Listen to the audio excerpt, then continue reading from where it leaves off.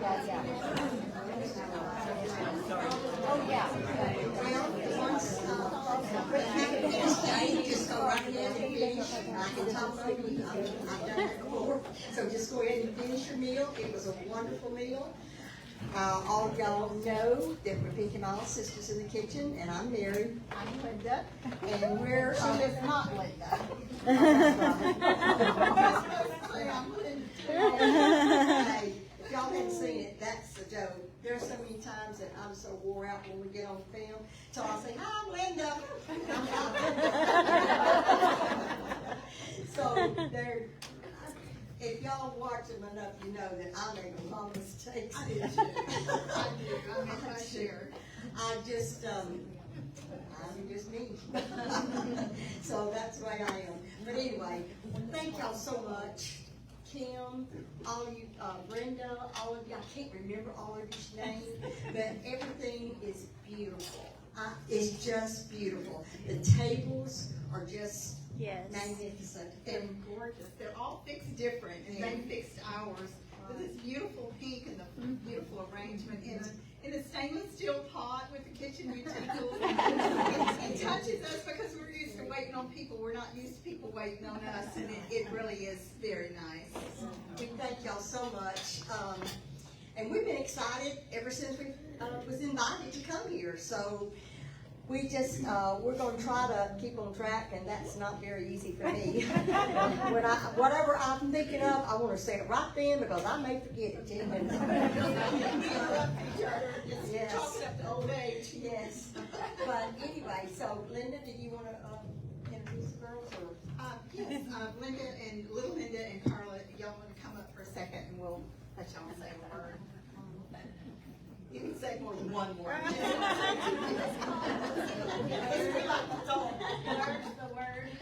These are my two daughters.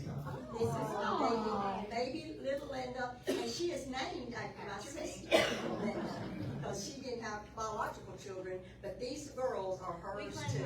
They're my heart, yes. And then this is my oldest child and my oldest daughter. I have a son, but these are my girls, Carla and Linda. So Carla can say that. okay. I'm the oldest. And I'm Carla, Mary's oldest daughter and her adopted daughter.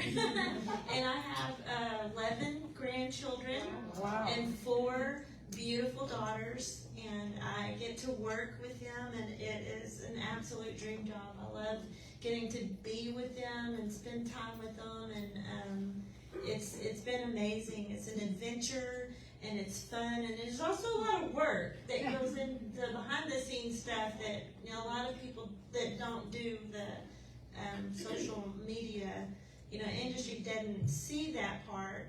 But these two ladies are nonstop working every day of the week. They are so full of energy that it takes 2 of us to keep up with them. And the only thing I would like to say to each of y'all that I feel very grateful for, besides just getting to, you know, be born into this family, is I feel like that they've passed down to us a lesson on kindness. You know, we live in a culture that's not real popular, but they taught us, and I taught my kids who's teaching their children that kindness is a choice. You know, emotions are, you know, being angry, being upset, being frustrated, being sad. All of these are emotions.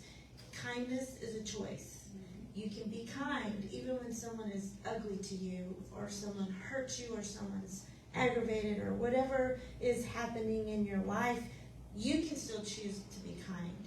And it's not an easy choice. It's certainly not a popular one, but I promise you it is very, very worth it. Because what you get back in your life is there's going to be kindness coming back at you. It's just the law. The Bible is the law. It's just the way it is. And I'm thankful for 2 mothers who's taught me that valuable lesson. So when Mom told us that she wanted Carla and I to say something, Mom said, just say something funny. And I was like, that feels like pressure. But okay, I'll funny to say.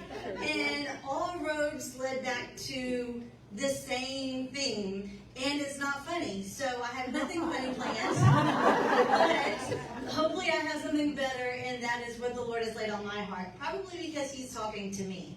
So maybe you can, and that's worrying. I don't know about y'all. Well, yeah, I do, because all of us ladies are the same. We worry, worry, worry. We worry about the past. We worry about the present. We worry about the future. If it could happen, did happen, or you can think it in your imagination, you're going to worry about it. And that's just what we do.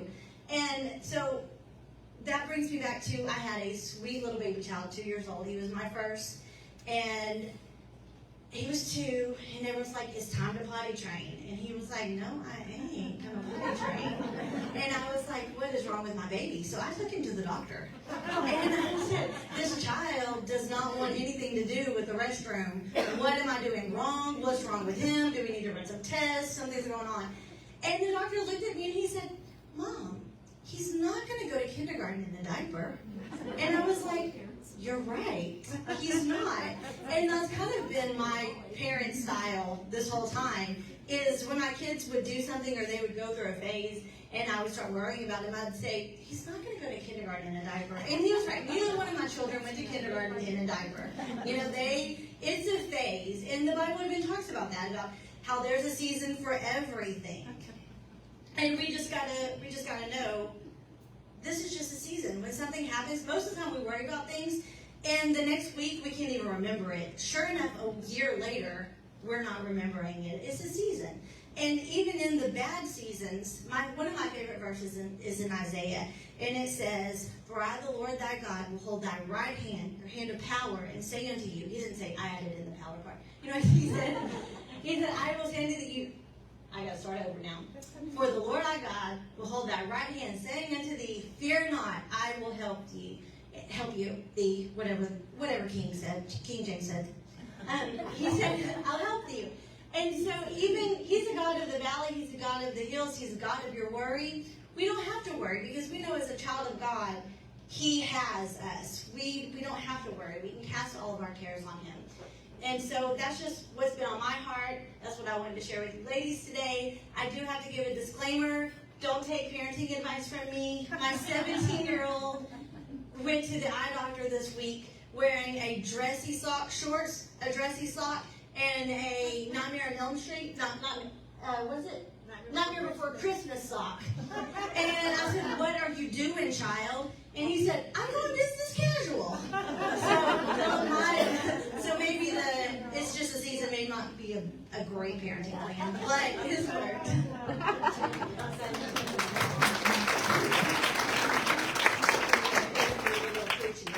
She's good. She's a good teacher. My son's a good teacher. Anyway, thank you, girls. I love my girls. My heart.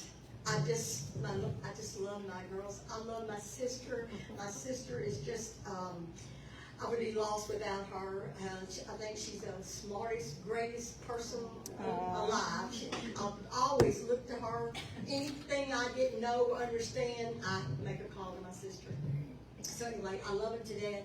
And I forgot what I was going to say.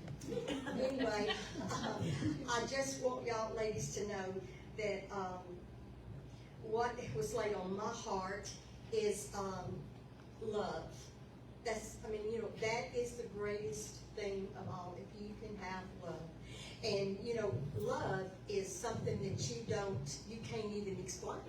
You can't explain your love for your husband. You can't explain your love for your children, because it's unexplainable. It's love is service.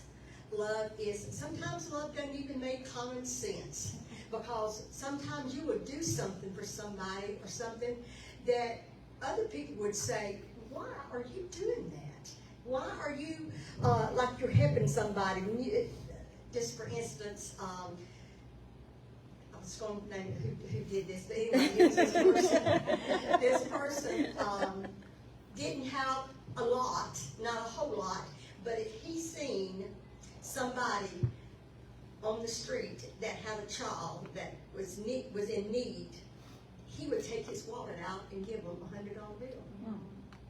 And knowing that he had a family too, But I'm just saying, that doesn't make sense. That literally doesn't make sense, but that's love. And when you have love, you would do that. Family means so much to me and to my family. It is so important because, you know, and sometimes I think that it's harder to love and overlook people's faults and things when it's family. If you think about it, it's easier to love and help a stranger that you do not know than it is for your family that you should love more than anything. Because, so it's harder to love your family, but that's who you are to be loving, because they are going to be with you and for you through all thick and thin. So you have to overlook their faults and things that they might do. And I guess one reason that I kind of had that on my heart is because we get so many comments and things, because we have thousands of people that does send us comments and all, that they haven't seen their sister in years. Or maybe they haven't spoken to their brother in years. Or they don't even see their grandchildren anymore.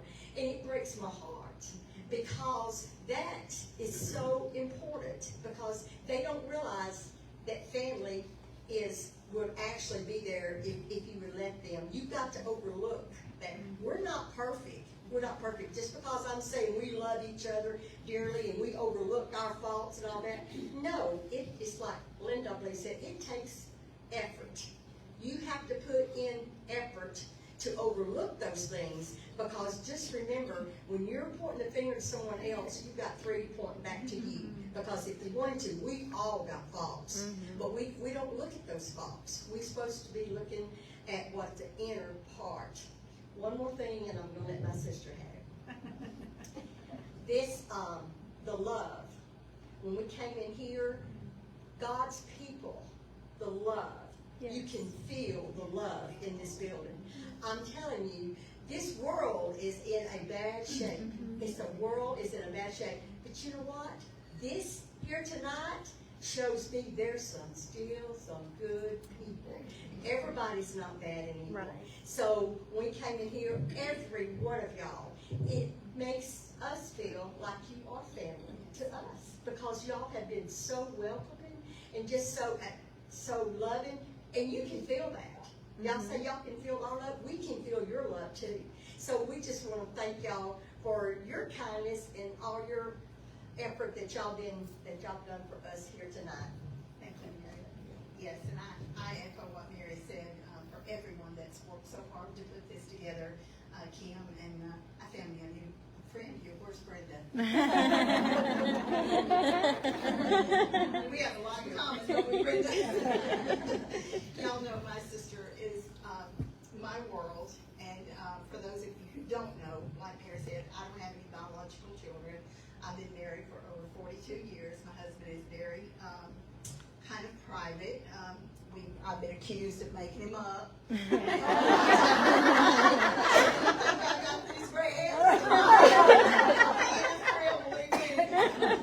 He is a good guy. But when we grew up, and Mary's come to my rescue so many times, it's unreal. We've always been a sounding board for each other, and now that we work together, and this is a job. I mean, we take it very seriously, but we still do find those times where we can still sound off with each other. And there's been times that I've called her, and when I was living in Mississippi and I didn't have the money to come home, she sent me the money to come home. So Mary's a little bit more modest, a little bit more.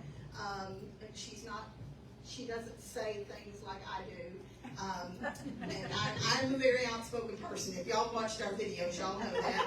And sometimes I think God needs a little help, so I want to help him out some.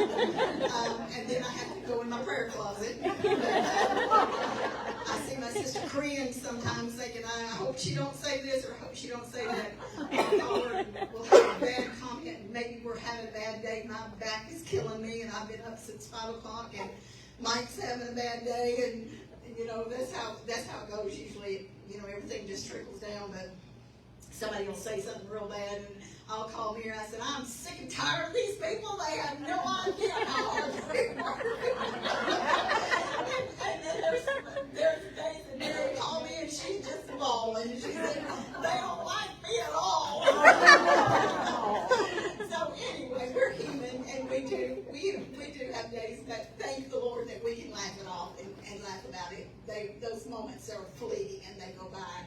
But when we grew up, I don't ever remember eating anywhere in our house except the kitchen table. Our home was a safe home, and that's what home should be. Our home was, and we didn't live in the good side of town. We lived on a street where our house was the biggest one on the street. It wasn't paved. We were in the city limits. But all of the people, all of our friends, they came to our house because they knew they were welcome. Our cousins were the same way.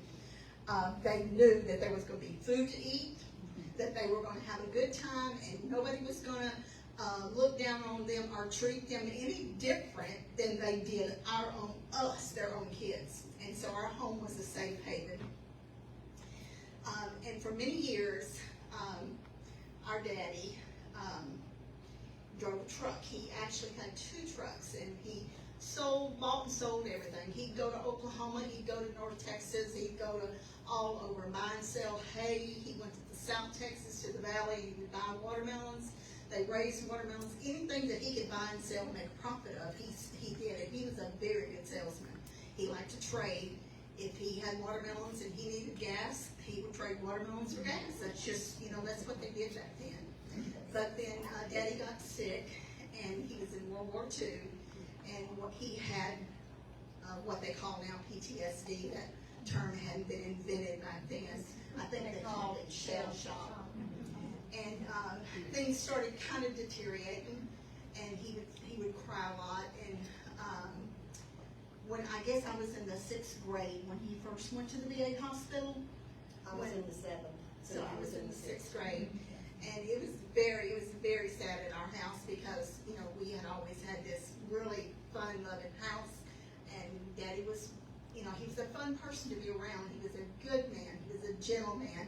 He loved his kids. He loved his family.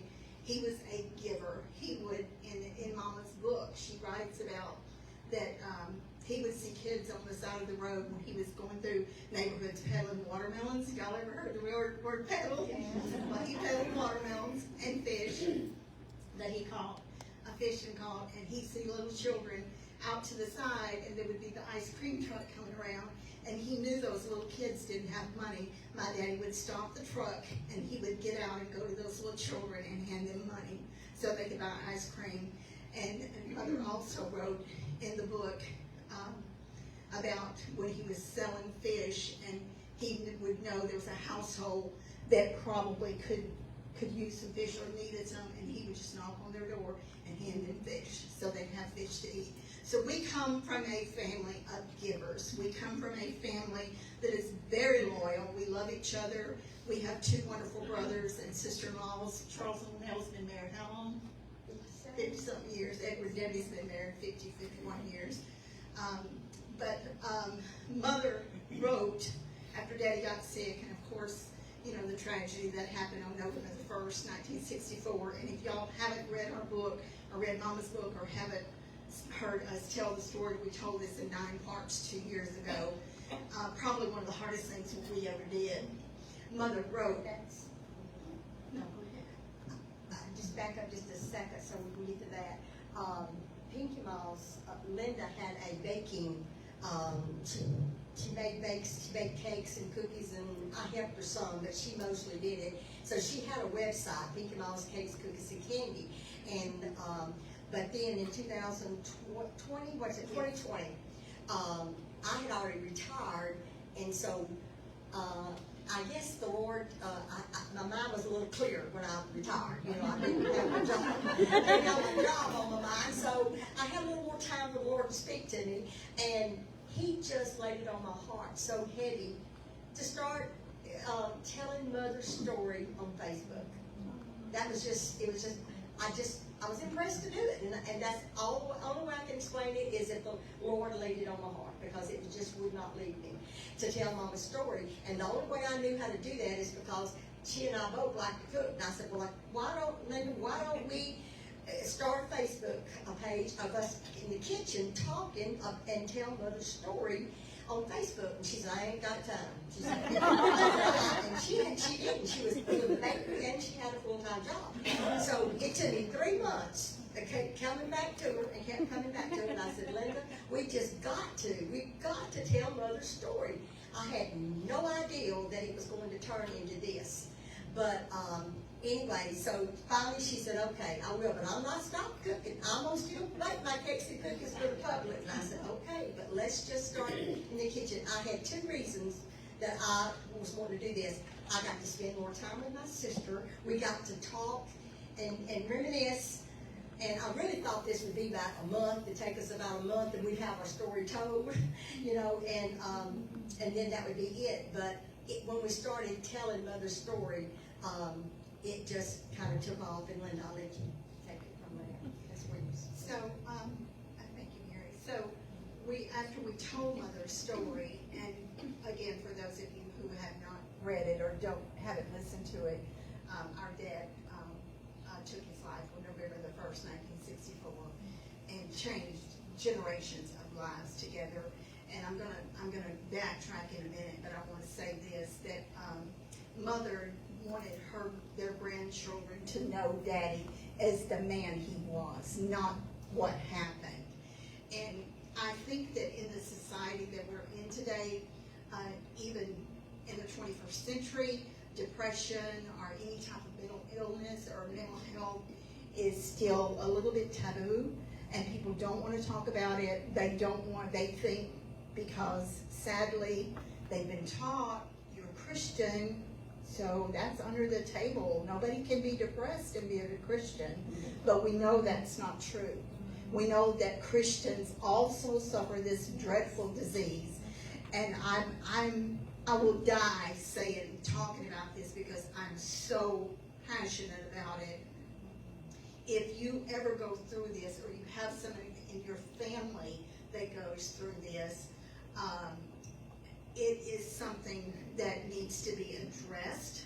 And I know that there are meds that people can be on and need to be on. I'm not a pill pusher. That's not my message. But don't look down on that person, or don't think that they're not right with God if they're going through a bad state of depression. And this is something that I've never told, and I'm not going to elaborate on it, but my husband suffers depression, and he goes through it, and it's the way it works. It goes in cycles, and they're good for so long, and you know when that time is coming, because it's a cycle. So you learn to, the first, few years I was married, even though we saw it with Daddy, we were kids, and I didn't, probably wasn't as mature then as a child as I am now, and I didn't understand it. I'm like, why can't you just be happy? We got food to eat, we got cars to drive, we got a house to live in, but I didn't know that some people, they really do battle this terrible, dreadful disease. So if there's someone in your life that's going through this, please reach out to someone. Try your best to understand them, to pray for them, to love them. Sometimes you just need to listen to them. Sometimes you just need to let them know that you're there.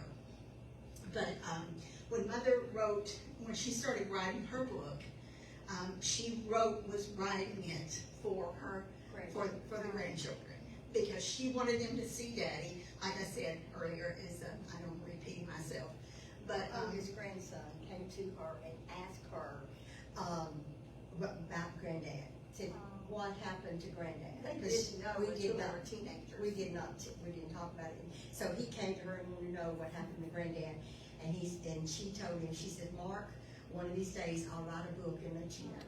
And that's how the book got started. And I'm going to say this before we close. After we told this story, I could not even tell you, because we lost track, how many people that reached out to us, some of them in the middle of the night, saying, you do not know, I was on the verge of just giving up hope until I heard your story. And Mother's book is Mama's story of love and hope. And that's the key. We as Christians, we have to provide a safe harbor for people that are suffering and not to let them lose hope. So I don't want to end this on a sad note at all. I'm surprised I even got through that without crying, because y'all know I've taken that from my sister ever since I was probably knee-high to a grasshopper. Somebody would borrow her blouse and bring it back stained. I was ready to go after her. That's how when it comes to my family and my daddy, who I look exactly like, if y'all ever seen his picture on Facebook, I look like my daddy, except I'm a woman.